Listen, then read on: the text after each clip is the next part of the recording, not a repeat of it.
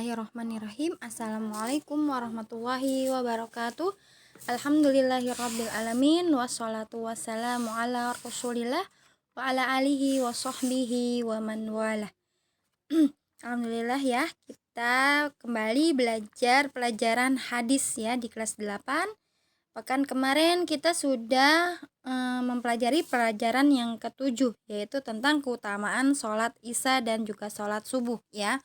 Nah, sekarang kita masuk ke pelajaran yang ke-8, yaitu di sini ada tentang, belum ada judul ya, nanti akan kita berikan judul bersama-sama ya. Disimak dulu saja materinya.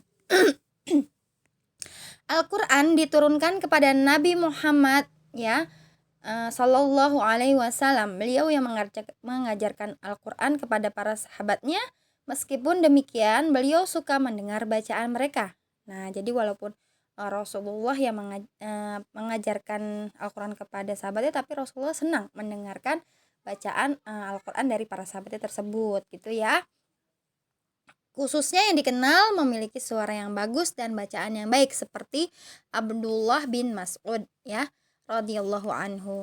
Maka bagaimana Nabi Shallallahu Alaihi Wasallam mendengarkan bacaan Al-Quran dan apa pengaruhnya terhadap beliau? Maka hadis berikut untuk mengetahui perkara tersebut ya. Kita masuk ke hadis yang ke-13 ya.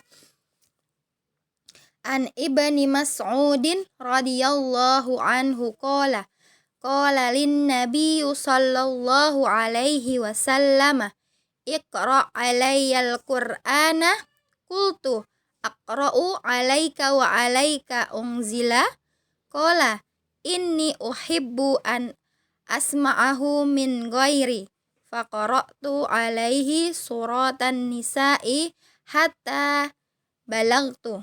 Ini ya surat An-Nisa. Fa kaifa idza ji'na min kulli ummatin bi syahidin wa ji'na bika ala haula'i syahida. Nah, itu ya. Qala amsik faida ainahu tadrofani, mutafakun alaih ya.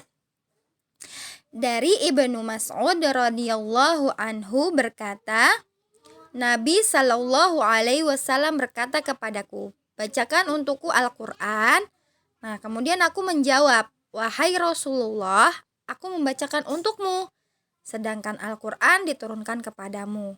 Kemudian beliau berkata, aku suka untuk mendengar dari selain diriku. Aku pun membaca surat An-Nisa sampai ke ayat yang artinya ini ya. Maka bagaimana ketika kami datangkan dari setiap umat saksi, dan kami datangkan engkau sebagai saksi atas mereka semua. Nah, ini ya, Quran surat An-Nisa ayat 41. Kemudian beliau berkata, cukuplah bagimu sekarang.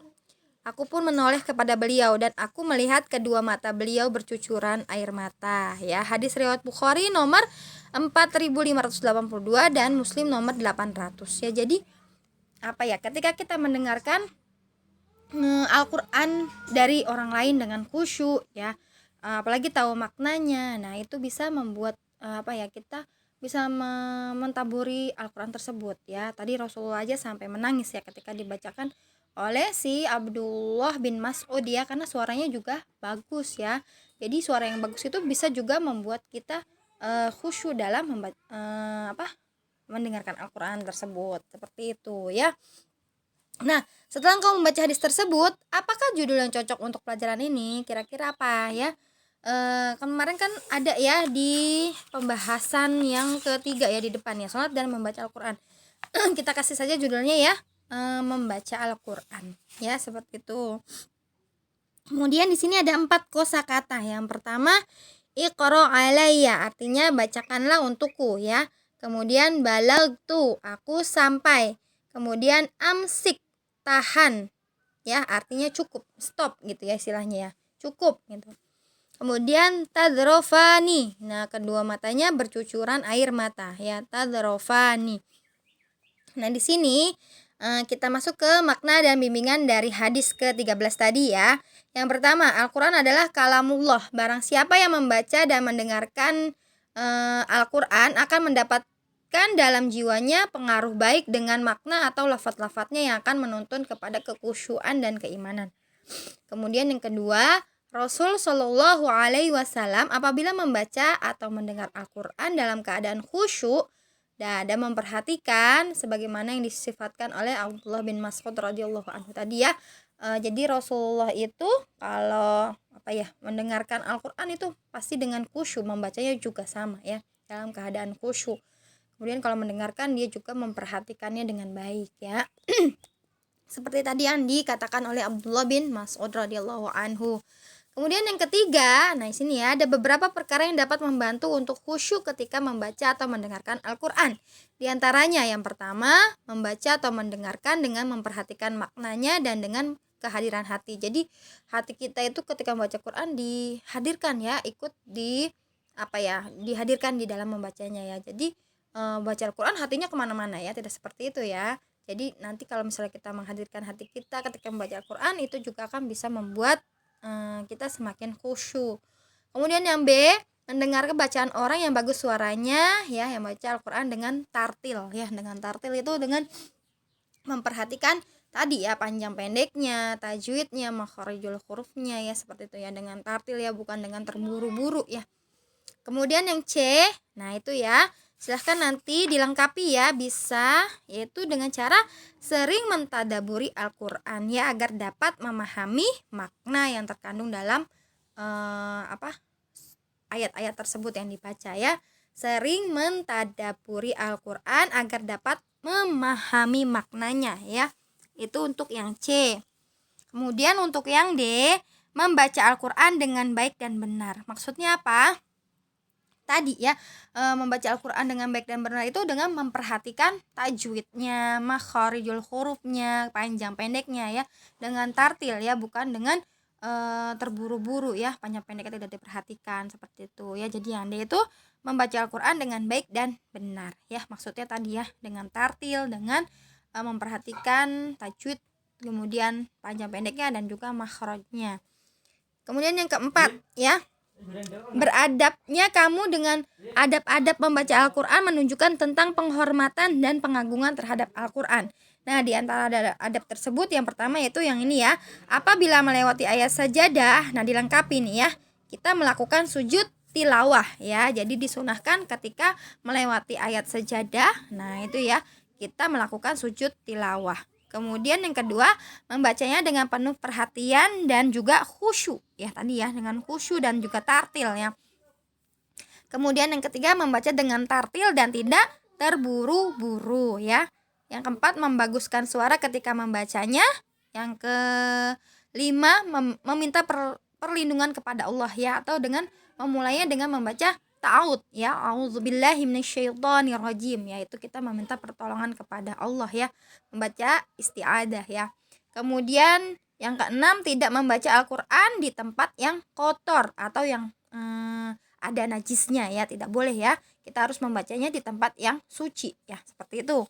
Kemudian selanjutnya dalam keadaan suci, yaitu dengan berwudu ya. Jadi disunahkan sebelum membaca Al-Quran itu kita harus berwudu terlebih dahulu ya. Kemudian yang terakhir adalah mengikhlaskan niat hanya untuk Allah Subhanahu wa taala ya. Jadi kalau membaca Al-Quran hanya diniatkan untuk diniatkan untuk Allah Subhanahu wa taala ya, bukan untuk diperhatikan oleh orang lain. Itu ya. Itu adalah di antara adab-adab membaca Al-Quran ya. Kemudian langsung ke sini ya, ke praktek perilaku keseharian. Aku membaca Al-Quran dengan khusyuk dan memperhatikan makna-maknanya ya. Semoga dengan setelah belajar hadis hari ini, kalian bisa membaca Al-Quran dengan lebih khusyuk dan juga memperhatikan makna-maknanya ya.